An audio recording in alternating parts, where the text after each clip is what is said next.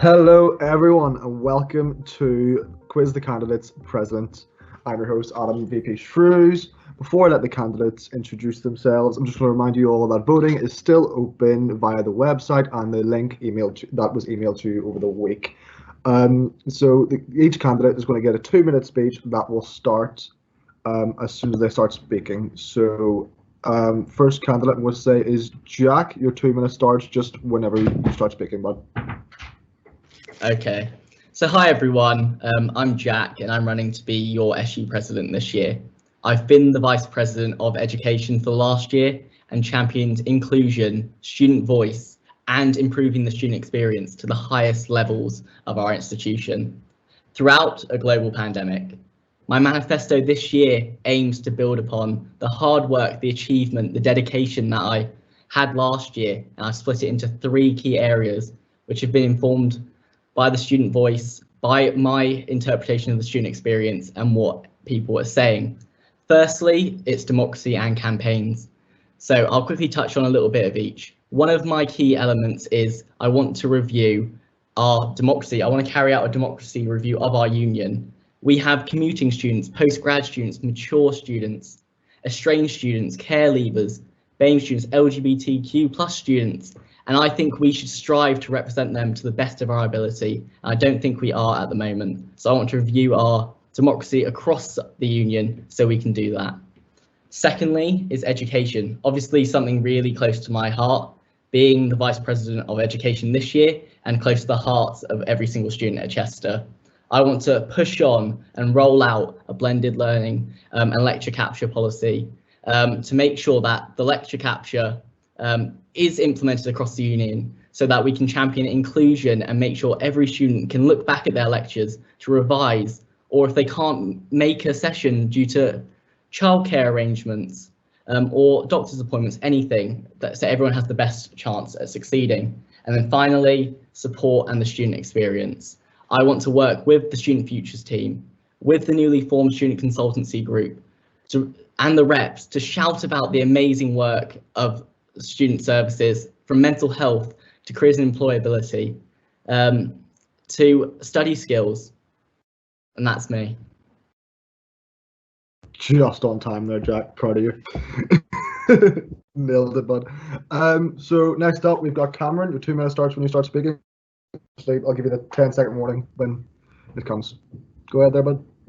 Hi, I'm Cam and I'm running to be your next SU president. So for the last 3 years, I've been a law student at the University of Chester, and I've built my manifesto around 5 main principles. The first one being SU. So this is building an old Cestrian network, giving you a link back to the university for life through advice, mentorships, and much more.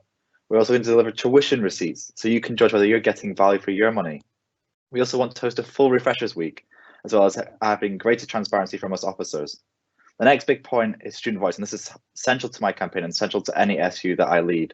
So we're not going to assume to know what you want. We're going to ask with more regular polling and making sure no campus is left behind. I want to build a president's campus building from community leaders from across our university to make sure that voices are heard and issues are dealt with quickly and rapidly.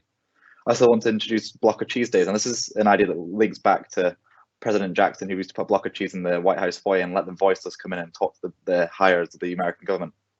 I'm not suggesting you put a block of cheese in the SU foyer, but how about pizza days, ice cream days, get corporate sponsorships in, we can get students in. It's a different way as part of student voice to get more students involved. We also want to find more ways for you to run and let your voice be heard. My next big point is ensuring every mind matters on our campus. So we have a plan to meet with the students, hold a full consultation, then take this plan to the wellbeing teams, work out what they need to deliver, and then take it to university leadership and deliver that support for you. We also want to call times up on campus, striving to make Chester the safest campus in the UK. And my last big point is securing a better deal for students. So this is going to be continue to campaign for fairer funding for our union. We're going to maximise contact hours, lobby for more paid work placements, as well as cutting red tape as well as and exploring more support. We also have a plan for COVID just in case. Well, there's a lot of hope at the moment, just in case things don't work out. And that's all my manifesto. And if you want to check that out, head over to @yeswecan_UOC. Every day students need a champion, and I want to be that champion so we can get ahead and stay ahead. Because when student voice is strong, our university is strong. So I'm hitting the campaign trail to earn your vote, and I hope that you'll join me on this journey. On the button yet again. Well done, Cameron. Next up, we'll have Peter.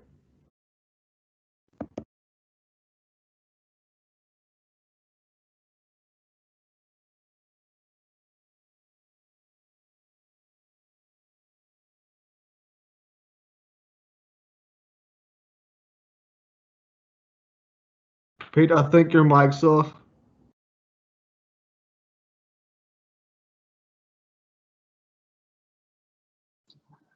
Getting too excited there.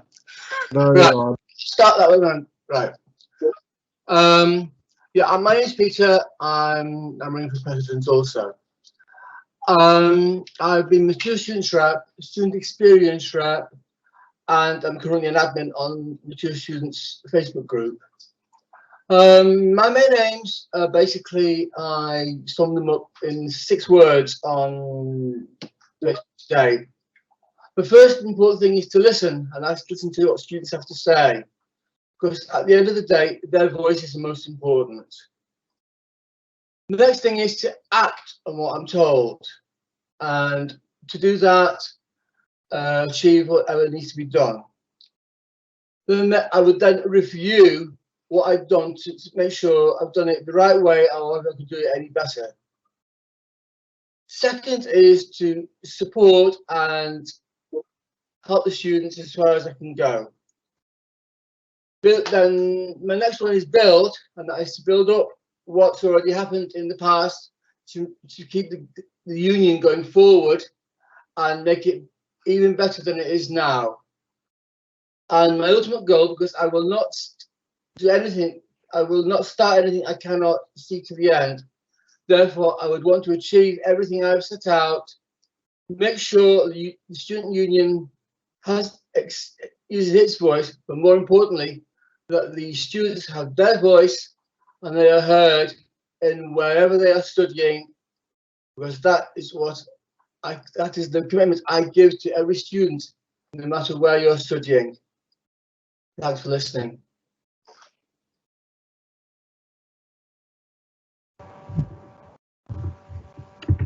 Brilliant. Well done, Peter. And lastly, we have Asif. Yes. Hi everyone, I am Asif Mujtaba. I am student of Masters of Public Health. I am an international student. Talking about my qualification and experience, I have done a Doctor of Pharmacy degree and MBA executive. I have been the president of Student Union during my graduation. Also, I have a professional experience of 6 years and I was involved in various leadership and management roles.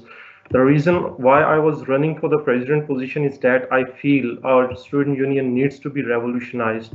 I understand that the past year was tough for everyone in the campus and it results in less student union activities and more stress to the students. By revolution, I mean to regain the trust of students on the student union, because for me, being involved in our student union is a real way to make the change on our campus that we want to see. The challenge for us is to achieve high quality, compassionate care at every level, not just in vision or mission statements, but in the behavior throughout the organization. So to achieve this, we need a collective leadership approach. We need strategies that will deliver us the cultures that we require. We need more students engaged in leadership. We need greater diversity in terms of BME and gender representation in leadership throughout the system. And we can't wait for these things to happen by chance. We need an effective campaign on cutting the cost on campus. Students deserve most of their money. University accommodations should be available during pandemic at a discount price, especially for the international students. And we need to launch new programs to teach students the life skills they need. And my focus will be to enhance the mental and physical well-being of the students. Thank you.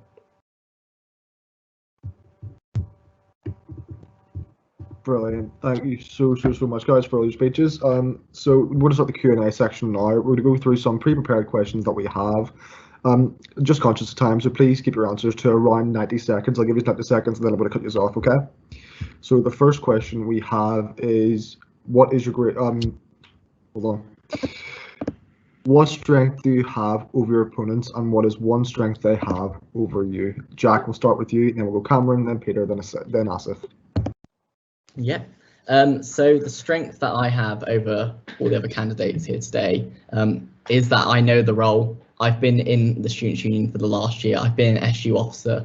I've championed inclusion for students across the university, probably during the most turbulent period of our education for a lifetime that we'll ever experience. And I've done that through great achievement. I've created those relationships. Just for example, yesterday, people at the Hammond couldn't vote and we didn't have that data. Through my relationships with the director of LIS, I managed to arrange a meeting with him so quick and get that data so that those students had a voice. And I'll continue to do that once I'm elected this year as SU president.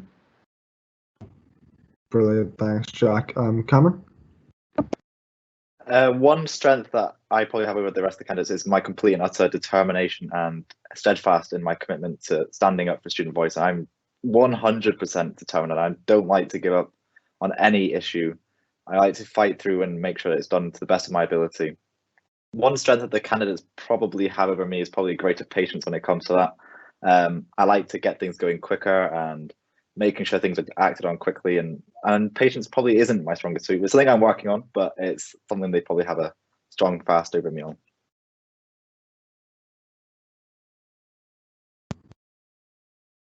Thanks. And Pete? Yeah, I think one of my great strengths is I'm a good listener, and that is which I consider to be crucial. I listened. I'm a very good listener to anything anybody has to say to me, irrespective of whether it's in an election or in general. I will try and empathise with them, listening to what people are trying to say to get the point across. My disadvantage is one with Jack. He's already doing the role, and I think he's got the experience. With the others, I would say they've probably got a wider scope of knowledge, shall I say, because of age groups and ethnicity. They've got a broader spectrum of people they can cover. That's my disadvantage, but the advantage is listening. Thanks very much, Pete. Asif? Yeah, well, my greatest strength is that I was a student union president before, and I have a professional experience too, and I do care for everyone around me, whether I'm in a position or not. I will try my best to help. That makes me more friendly and approachable. And my competitors, the strength my competitors got is that they are in the University of Chester for more than 1 year, and this is my first year in the University of Chester. That's the only strength they have. Brilliant. Thank you so much. Next question is, where do you see this union 1 year from now, and how do you plan to help us get there? So we'll ask that in reverse order this time. So Asif, you can go ahead. Will you please repeat the question?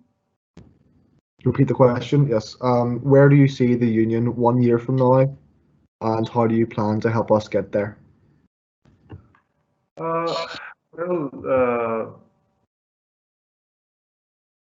That's a good question. By the end of next year, our student union will have 100 of leaders that are willing to provide their services for the betterment of campus. And we will have a long list of activities and goals that we have achieved throughout the year.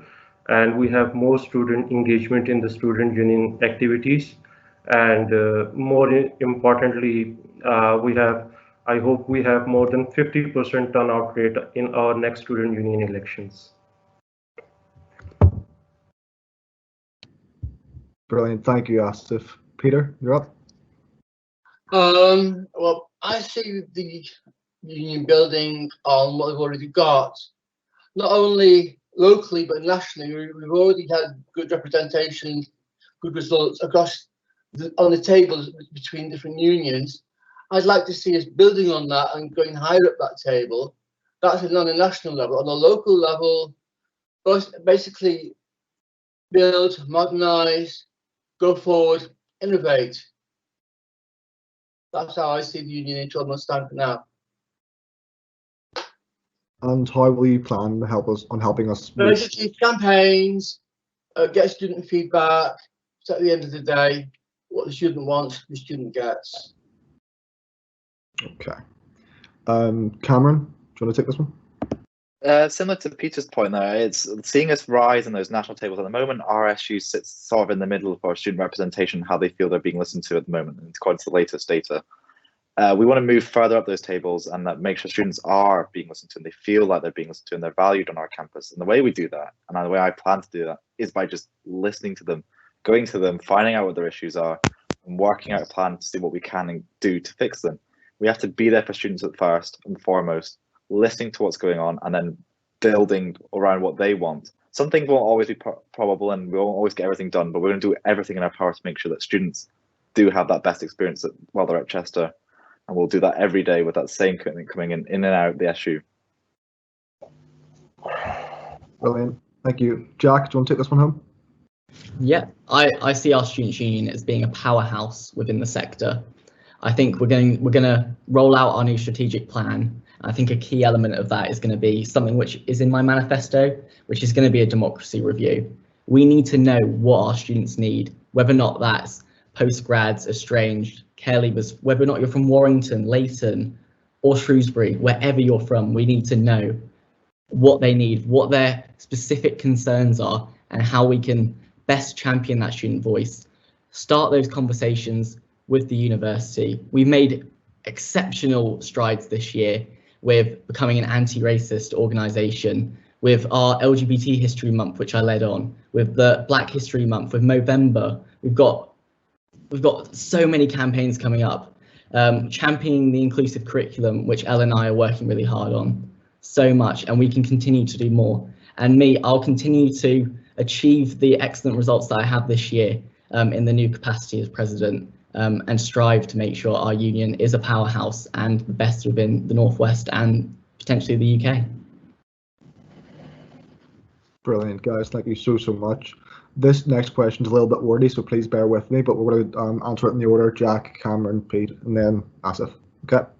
So, the university has a host of competing financial priorities for the next few years: recovering from COVID, moving the science and engineering faculty, and closing Warrington campus, just to name a few. Given this, how do you plan to ensure that the SU is still given its dues and serious consideration when it comes to increasing the block grant and other funding from its parent institution? Yeah, the university is going through some financial difficulty at the moment as a result of COVID. We all understand that. We need to be solution-based. We need to come with targets, key performance indicators to the university to show our value, to show that the student voice is informing our decisions. We've got some great allies across the uni. We've got Helen Galbraith as the new Pro-Vice Chancellor of Student Experience, Professor Eunice Simmons as the Vice Chancellor. They're on our side. They champion the student voice just as much as we do, and we've got them on side. So supporting them and they supporting us is a great relationship, and it will help us gain more funding, increase that student block grant, and do the best for students. Brilliant, thanks, Jack. Cameron, how would you do this? Well, we need to look at targets as well. We need to look at seeing how we're doing and really building on that evidence-based student experience. So this is, again, talking to students day in and day out and getting evidence to what we're saying and what they want and what we're seeing and we're working towards. And that's why I want to hold a full consultation around mental health, so we have that science-based evidence. We'll do that with every approach and move forward.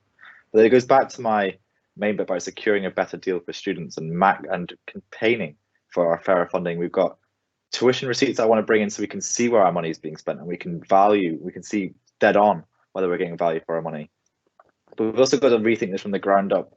I mean, one big glaring hole for me at the moment, we can look at getting a rebate for students, is if you look at second year students and you look at your third term, you have to do a work-based learning program, which is a fantastic scheme, but you're working off campus but paying a full fees for that term, or working somewhere else, not using university facilities, only using one module.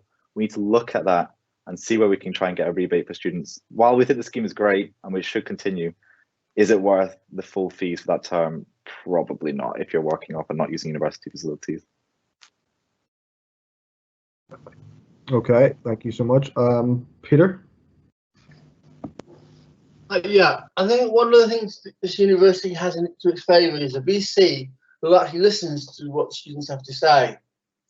I know from the interviews that Elle's had with her and throughout all these all these different situations we've had.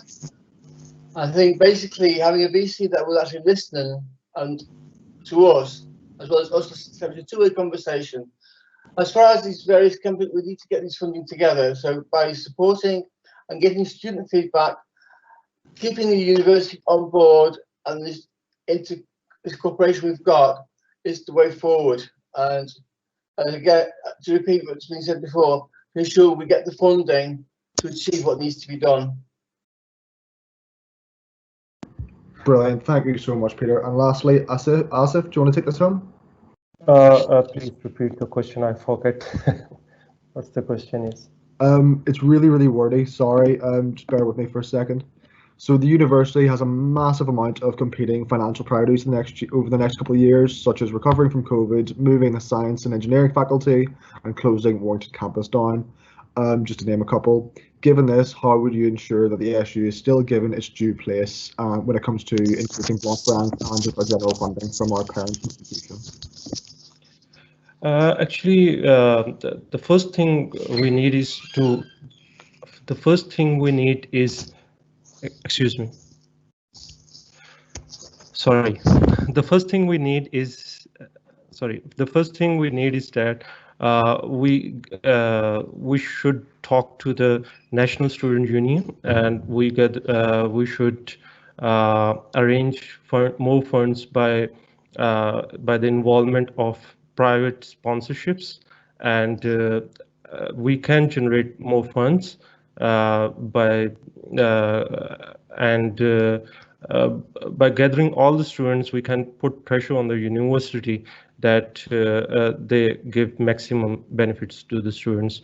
But for that, we need to gather all the students on a single platform, and we need that our voices should be heard by the university. Brilliant. Thank you so much. So guys, just because I'm short in time, we're going to go to our live Q&A part. There's been loads of questions that have been coming through. For those of you watching, please keep sending questions. Loving having them. The first one that's come through: in the role of president, you're also a university governor and have responsibility for the university's finances.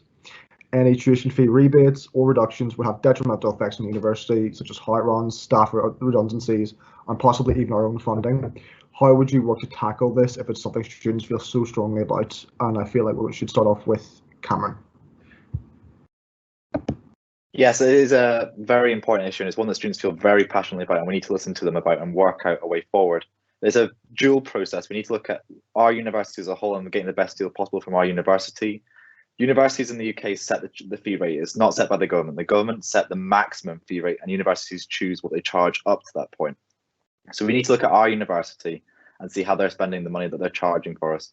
We also then need to look at the national picture along with the National Students' Union to see what we can do to secure alongside government funding. Over the last couple of weeks, I've been lucky enough to be on calls with the Prime Minister, the Chancellor of the Exchequer, to discuss such issues. And it is something that's being talked about at government level, and it's something we need to continue to interfere with and talk to the government about. But we need this dual approach of supporting living within our means on campus and getting the best deal possible. And that's why tuition receipts are such a vital idea, because we get to see where our money is being spent. We get to see firsthand and that concrete evidence of what we're doing and how our university is spending our money.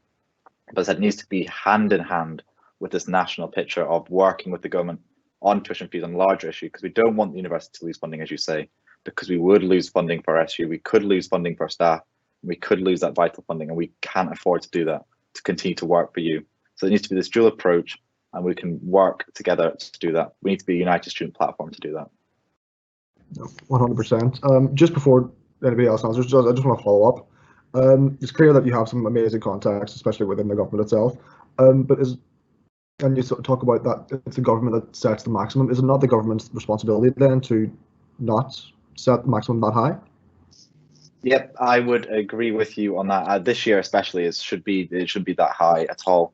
It is set within the university's ranges, so they talk to universities before, and obviously this fee rate was last changed, I believe, in the last 2015 budget, and it's been moved up incrementally a few £100. Between then, it's recently gone up to £9,250, which is still a lot of money, and for a lot of courses. And they are looking at changing the fee rates, talking to the Department of Education, depending on what course you study. But COVID's really put a block on anything being moved.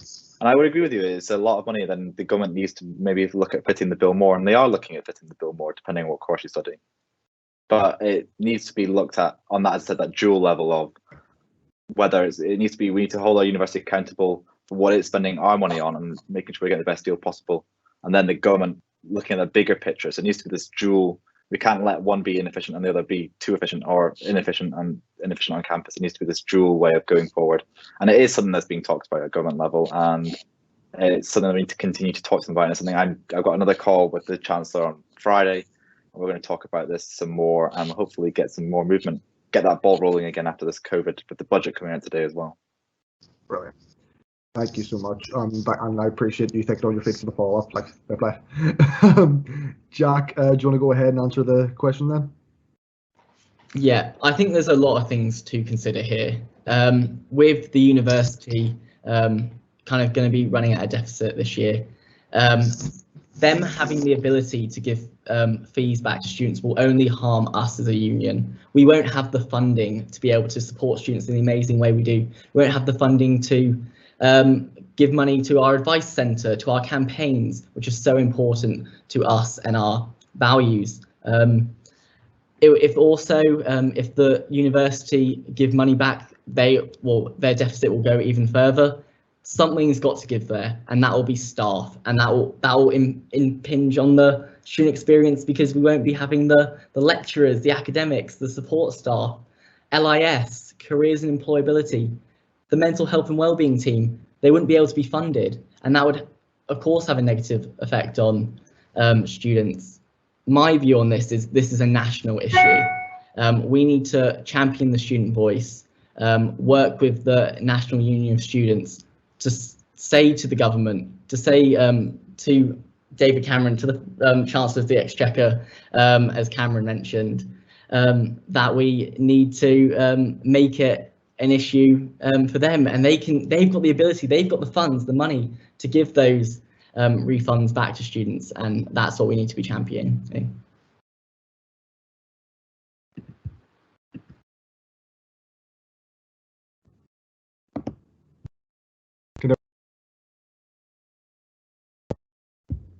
Can you hear me now? Yeah. Yes. Yeah, sweet. We had a muting problem there. Pete, do you want to take the question? Yeah. Basically, I agree with what's just been said before. The whole thing behind this is value for money for students. They pay an extortionate tuition fee, and basically, if the funding's not there to support what they do on campus, like it's been mentioned by Jack and by Karen, then they're not going to achieve the goals they've come to university to achieve. The support isn't going to be there, and basically, and that's what we're there for. We are a union to represent and help the students get what they want by whatever means we want, through NUS or whatever campaigns that need to be run. And that's basically, I see the way forward to do this, to ensure campaign for what the students need. Brilliant. Thank you so much, Peter. Asif, do you want to finish off this question for me? Yes. I think, as I already said, this is a national issue, and we have to contact the National Student Union, and we have to gather all the students of the UK, and to put pressure on the government that they should release more funds to the universities, so they can tackle their issues, and they can manage the staff salaries, and they can manage the funds for the student union, because students are the future of the country, and they deserve money, and they deserve most of their money, as it is also a part of my manifesto. Brilliant. Thank you so much, everybody. We're going to go into something a little more lighthearted, because that was a bit intense, that one. So this one's from our current president, and you have to remember to be very nice when you answer this one. What is something you would do differently to Elle? Jack, we'll start with you. Well, I'm hoping, unlike Elle, I'm not going to have as difficult a year of leading a union through a global pandemic. Hopefully, I'll be able to get out and about to all our campuses next year to get that student voice, to inform our decision making, and to championing what we have as a union to offer. So our advice service, our student opportunities department, but also shout about the great work that the university does. So the mental health and wellbeing team, they take about a week to arrange an appointment. That's amazing. If you compare that to the NHS, where it takes about a year, 18 months, or it could be more, we are excelling ourselves. But so many students don't know about the amazing work of the university. And I think as part of our job as the union, we need to be championing the amazing best practice across the institution. Brilliant, Jack. Thank you so much. We'll go to Cameron next. Well, it feels like a cop-out, but I'm hoping as well that we're not going to have such a difficult year coming ahead with the vaccine and everything coming forward. But I really want to be an ambassador for our university, both on campus and outside it, really championing the University of Chester voice, banging that drum for our uni, both across all our satellite campuses, making sure everyone's involved and everyone feels that they're empowered and they aren't left out. As we say, we had this hiccup with the Hammond students. Jack and the SU team and Jordan really swiftly sorted out for us. And we need to continue to make them feel like we're not excluding students from RSU, that we feel like we're an open bubble and anyone from any of our campuses can come forward. But then we also need to promote ourselves on that national stage, making sure that everyone knows who Chester are and what we're all about. Brilliant, Cameron. Thank you. Peter? Yeah, I think one of the things I would do differently is, which I know has been difficult this past few years because of COVID, we get out and about, meet the students, get their feedback, be more interactive, and basically, so they don't only just know the name, they know the face behind the name as well. That's one thing I would do differently. I know it's been difficult for these past few years with COVID, but in a post-COVID world, that's what I'd like to do. Brilliant, Peter. Thank you so much. And Asif? I think she already done a great job, but if I was there, I will work more on the student union app.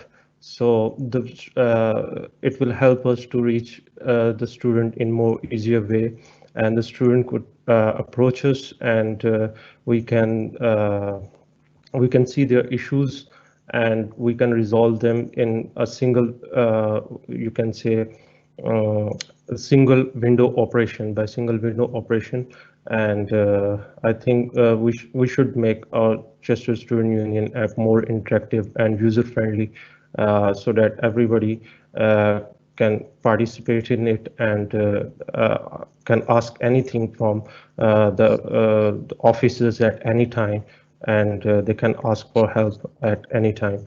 And it will be more easy for us to tackle the students, what actually students are facing.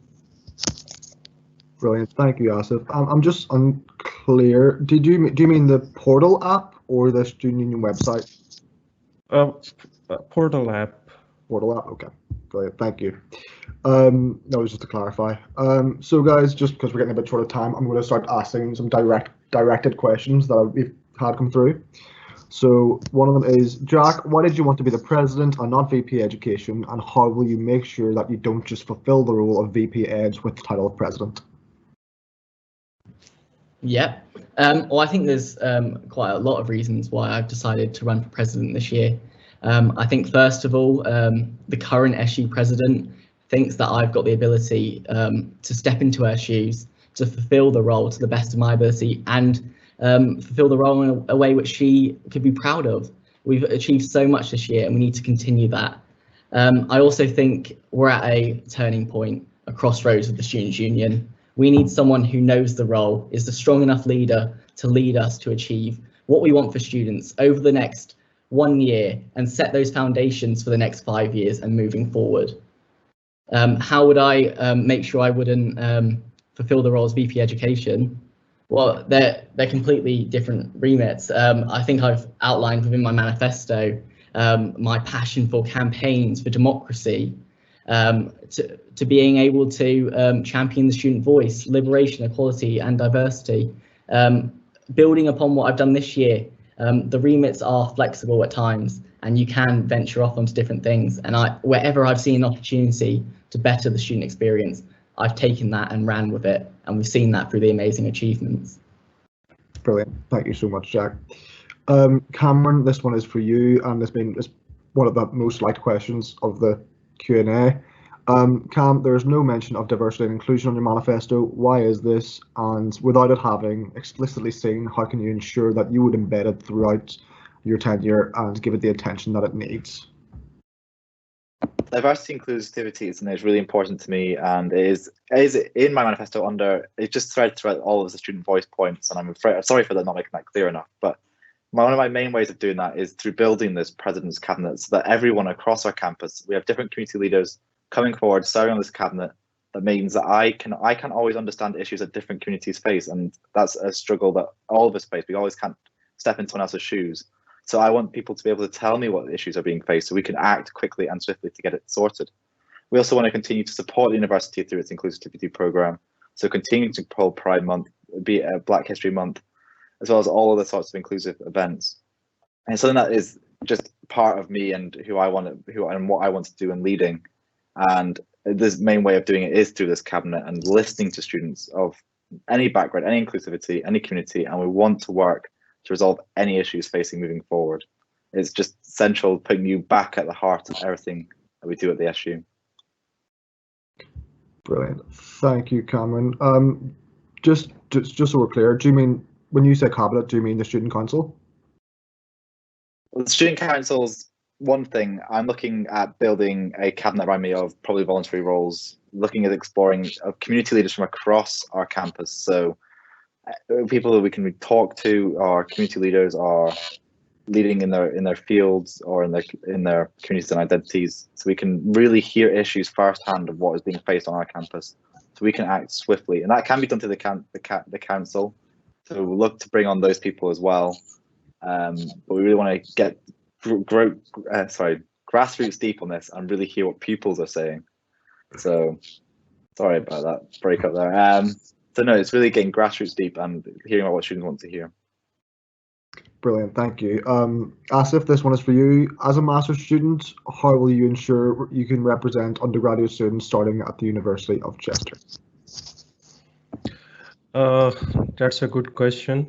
As I already told you, I was a student union president during my graduation, and I understand that what the graduation student needs, and I will try my best to make their student life more incredible. And I will also ensure that we start the skill development program, so that the undergrad student, when they pass out and go for the jobs, they don't face issues that I face in my after my graduation. So I think I will do my best for them. Brilliant, Asif. Thank you so much. Peter, this one is for you. Obviously, you ran for president last year as well, and unfortunately you were unsuccessful. Is there what changes have you made this year to your manifesto and to your campaigning to ensure you would be successful this year? This year I've done a lot more campaigning. Last year I think I was a victim of COVID, which was really not a great, didn't really had an effect on my motivation.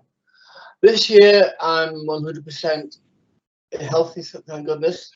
I've been a bit more campaigning than I did last year, bearing in mind I'm a third year combining it with my academic work as well. I think I've been a bit more proactive, a bit more positive, and I look at it this way: if I'm elected, brilliant. If not, good luck to the person who is. Brilliant, Pete. Thank you so much. This question's just come through, guys, and it's for Cameron. You talked about appointing an almost like cabinet. The question surrounds: do you understand the democratic implications of that if you approach your appointed cabinet more than you would your student council, who are elected in part-time positions? Yeah, this is an important point. I want to clarify this quite quickly. So the cabinet would be primarily drawing upon that elected office, because obviously being elected, that's where the primary power draws from, and that's what we want to draw upon. But there's also positions on the council that don't exist because of different backgrounds on campus and different areas, different societies based around international students, based around different areas of the world, different religions. We don't have that on the part-time council, but it's still important to building that diverse voice on our campus. So we have to look wider than the council as well. That's why I still want to say I want to listen to the council more. Obviously I do, and it's going to be on my primary source, but we need to have these additional voices to ensure those voices are being heard and that we are acting quickly and listening to students all the time. Just wanted to clarify that. Sorry about that. No problem. That's why I asked the question. That was a heated 5 minutes, guys. So let's go for a more fun one. And this is obviously to everyone. If you were a Pokemon, which would it be? And I will be heavily scrutinizing your answers. Jack, do you want to go first? Yeah, so I obviously got asked this question last year, and I was saying I took a lot of pride in answering. So last year I said Squirtle, but knowing the host and his love of Pokemon, I'm going to go Charmander this year, and I'm hoping that'll put an amazing smile on Adam's face.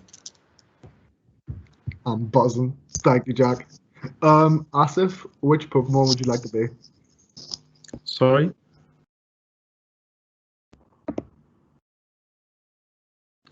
Hello. There we are. I keep having mute problems. If you were to be a Pokemon, which would you be and why? I want to be a Pikachu because that's the only character I know. He's more energetic, and that's why I want to be Pikachu. See, I like that answer because he's using his characteristics as part of his personality. See, that's research. I like that.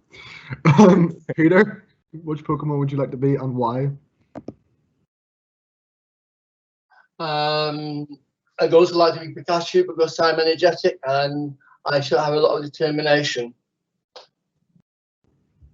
Brilliant. And lastly, Cameron?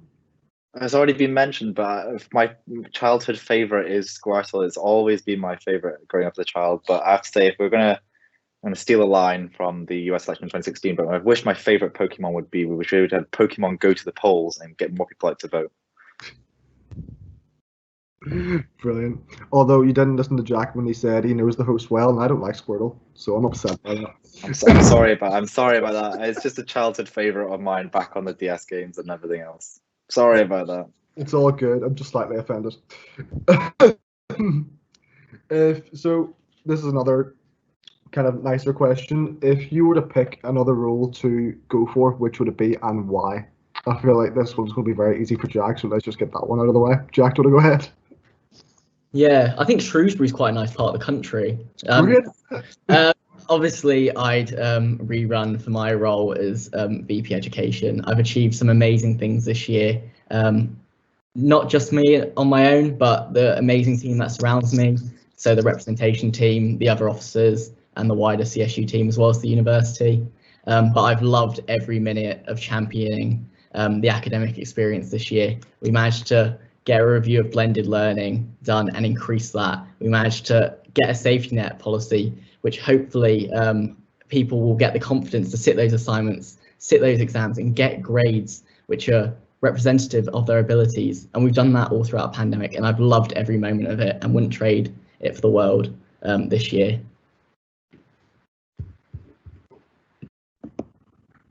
Brilliant. Thank you. Next up, we'll go to Pete.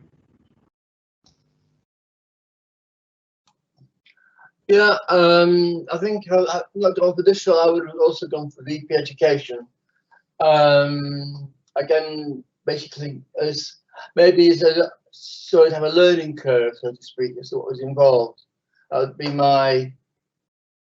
be an alternative I would have gone for had I not gone for president again this time. I would use VP Education as my learning curve to gain the experience. Brilliant, Pete. Thank you. Asif? Well, I want to. Hello. Yeah. I also want to go for VP education because I think the students are fed up by watching the screens all the day. So I will try to devise new ways in which the university can deliver lectures or without maybe, but I think the VP education is the best role I should go for. Brilliant, thank you. And lastly, Cameron, trying to finish this question off. Yeah, I'm afraid we're gonna have a full house here. We're going back for a VP education. I mean, we've got such a challenging year that's been behind us, and we've got still a long way to go ahead of us. And just championing student voices and keeping on top of what students' concerns are in terms of their education, which is so important, is it is the main reason we go to university. But it fits into such a bigger jigsaw of what we do, and just making sure that all interconnects. Students are getting the full experience, getting the support they need with their studies, as well as championing what they want to say and how we can make things better. It'd just be such a fulfilling role and would be fantastic to serve in if I was not running for president this year. Brilliant, thanks so much. Really, really interesting that everybody wants to be VP Ed if they want to go for press. So we're going to get a little bit more intense again, go back to the directed questions. And the first one up is Cam. Why have you only voiced your concerns surrounding the safety net policy this week when the policy has been around for almost a month? I've been talking to a lot of students over the past month. I really wanted to listen to what students were saying from a range of students from fourth years, third years, right the way up through. I really wanted to get a wide range of things. I just wanted to come out and state my own concerns and my own views. It's not about that. It's about listening to students and what they want, and then communicating that and saying, look, we have these concerns about students who are international, parent carers. Obviously, doing exams at home is going to be difficult this year for students who are carers and younger children, younger people in the house. These things need to be looked at in deeper view. It's all very well, some people say they're upset about it, but we need to figure out why and move forward with that. And I've spoken to Jack, and going to talk about this later this week about these concerns, which is fantastic news, and moving forward with that. But it's getting those facts and listening about it and actually standing up. I believe I'm the only candidate that has said we have concerns about it and we need to work to perfect it and make it better. It's been a great step in the right direction, but we still have work to do. We've got a close timetable with the same time last year's restrictions coming in and when the non-detriment last year was introduced. So we have a short timetable. We need to get moving on this. Can't wait till after the election. It's got to happen now. Thank you very, very much. Where's the next one? Peter, on your manifesto now, it says it says about your importance surrounding gender-neutral toilets. However, previous to this, you have expressed your concern around prioritising the gender-neutral toilet campaign over the Warrington move. Why the sudden U-turn? I'm not, basically, I didn't say it was a bad idea, but that was just basically in principle. Was basically, I was looking from the point of view of the actual logistics of achieving it rather than the actual idea itself. In principle, I'm not against the idea, but I don't know how the university would actually logistically achieve it. That was why. Hence the U-turn is. It's not so much a U-turn. It's just the way I was thinking at the time. Spock made the comment at that time.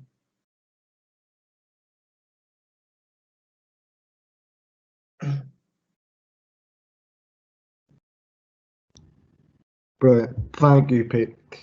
Thank you. All of you have mentioned mental health throughout your manifestos. So this question is to the opposing candidates. Jack, you're obviously already part of the SU, so you know what services we offer.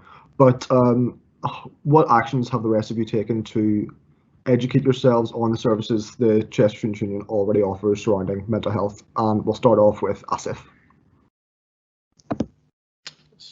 Sorry, can you please repeat the question for me? Of course, yes. What actions have you taken to educate yourself on the services that Chester Students' Union offer surrounding mental health?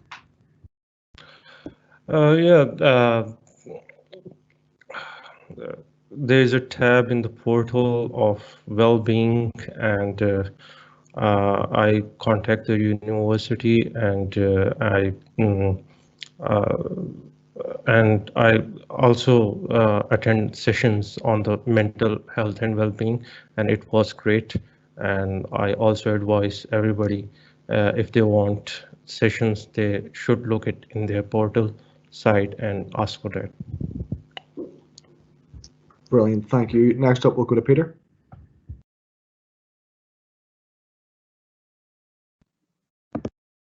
Repeat the question again, please. Would you repeat the question?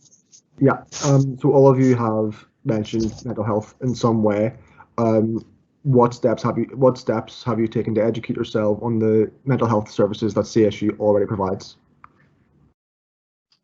To be fair, I've not done an awful lot for this campaign, but I'm aware of everything that everybody in the advice centre can provide for students in regards of hardship and basically all of the elements of mental health, whether it be depression, because I know COVID, especially during this pandemic, this basically is this most depressing time, and so basically, yeah, I've not actually done anything this time, but yeah. Brilliant, thank you, Peter. And lastly, Cameron. I've read everything that's come through about the wellbeing team and really kept on top of that. But as somebody, when I first came to university, I came off starting university with a long-time illness, and I had to have some mental health support because I was dealing with anxiety around it. Obviously, being ill in public wasn't the greatest, and I got support through that. But I've also know a lot of people that have gone through the system, and I know people have been caught out in the past with being told they need to speak to their GP, and the GP telling you to speak to the university, and they get stuck in this ping pong game between the GPs and universities. And that's just can't go on. And I'm glad now that waiting times are down to, as Jack has said, a week. That's a great step in the right direction, and it's fantastic to hear. But we need to work on this to continue to expand and make sure the students are getting the support that they need, and we're not just offering services that aren't always there and that aren't always needed. We need to make sure we're really listening to students about what they want and what services they need, and provide those services and get them for them. And that's why I want to hold this consultation and further deepen what our university already provides. Brilliant, thank you so much. This is a question for everyone again. I just had it. There we are. How will you guarantee a balance between supporting the university whilst also supporting the students, especially when, unfortunately, we sometimes have to make the decision that negatively affects students? We'll start with Jack. Yeah, I'd first say I don't think we ever take a decision which negatively affects students. I think at times we have to pick our battles with the university and what would be in the best interests of students and what things we can't put resources to. We're limitedly resourced as a students' union, and we do amazing with the resources and funding we get. But a lot of the time we are reliant on the university, and we champion the student voice. We go to those meetings, we don't give up. But there are times where there are battles which we pick, and there's battles which we think something else is more important. But we obviously always are informed by the student voice, what the students need, specifically at that time and moving forward. Thank you. Cameron, do you want to answer that next? Leadership's a hard deal, and it's a lot about compromise and finding the best deal possible that's acceptable for both parties. And as president, is something I'd always strive to do. Is if we have to make the difficult decision, we have to make the most acceptable version for students possible, and then talk to students about why we're doing that and taking the steps in that direction, and explain the hard decisions we've made, not just make the decision and leave it. We need to communicate effectively why we're doing this and what we're doing and the bigger picture. So if it's about funding and whatnot, we need to talk about why the university needs to make the decisions for the greater good and etc. So we need to open those communications up, but also continue to champion your voice at every level. And if we don't agree, say we don't agree, but move forward with it anyway and still try to work out that best compromise. Brilliant. Thank you. Peter, next. Yeah, again, it's a case of being selective and I would say prioritising campaigns to the university to what students want. I would also say basically that, as has been mentioned earlier, you can't win every battle, and so you do have to basically strive to what you can do, go for the other ones when you can, and more importantly, listen to what students have to say. Brilliant. Thank you. Lastly, Asif. Yes, the student union is actually a bridge between the students and the governors of the university. And for me, my vote will always be for the students, and I will make sure all the best possible ways that will help the student and give them more relief. Brilliant. Thank you. Guys, that is the end of Quiz the Candidates. Thank you so much for taking part. Do you want to have any last final remarks? We'll start with Jack. Make it very quick. We're very short in time. Yeah. So I just want to obviously thank everyone for coming today, getting out there and voting, making your student voice heard. I believe I'm the best candidate and the strongest candidate to be your SU president this year. I've got a proven track record. I've got the backing from the current president, and I'm ready to make long-lasting and powerful change across the institution. So do go and vote for me. If not your first vote, your second or third. And remember, don't slack, vote Jack. Brilliant, Jack. Thank you so much. Next up, Cameron. Thank you again for all being here. It's great that you've taken time out to listen to us and ask questions. If you have any more questions, please contact my campaign team at yeswecam_UFC. I would love to answer any more questions or concerns you have. It's all about you and putting you back at the heart of everything that we do at the SU. So I'm open, transparent, and willing to be the strongest person to stand up for you. I'd like to earn your support and vote so we can make as much of the manifesto possible and really stand up for you, because together, yes, we can. Brilliant, thank you. Next up, Pete. Yeah, thanks to everyone for listening to me. I wish all of my fellow candidates good luck, and basically that's it. Thanks very much. Short and sweet, that's how we like it. Lastly, Asif. Thank you everyone for coming. I just want to say, make sure you vote. You can vote me for first or second or third position or any position you like. Trust me, you are not voting for us, you are voting for your rights. Thank you so much. Brilliant. That is us, guys. Thank you so much. First of all, congratulations to all the candidates. It was a really hard session. Lastly, voting closes 12 p.m. Friday. Make sure you have your say in this election. It's really important, and make sure you have use full advantage of your preferential voting. Thanks very much, guys. See you soon.